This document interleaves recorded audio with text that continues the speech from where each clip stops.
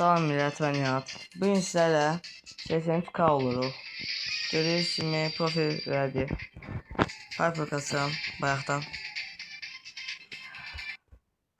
Gün gəlir bəlkə 2K eləyə bilik. Bəlkə. O da inanmıram heç.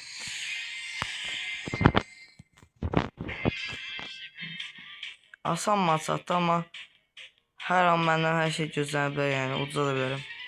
Burada biri yoxdur.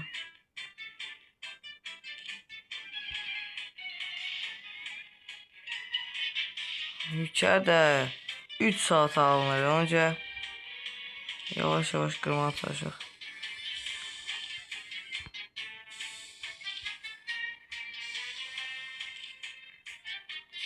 Bu niye bunu olabilir ya? Biraz oto bassaq yaxşı olur. Qəşəng. İlk geldi.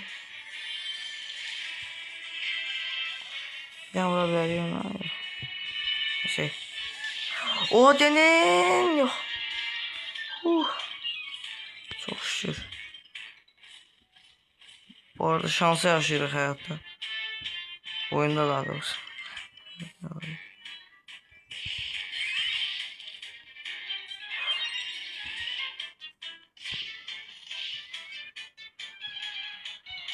Aksesuar varsa sıkıntıdır ama indi değil. Ayda öldük. Olsun.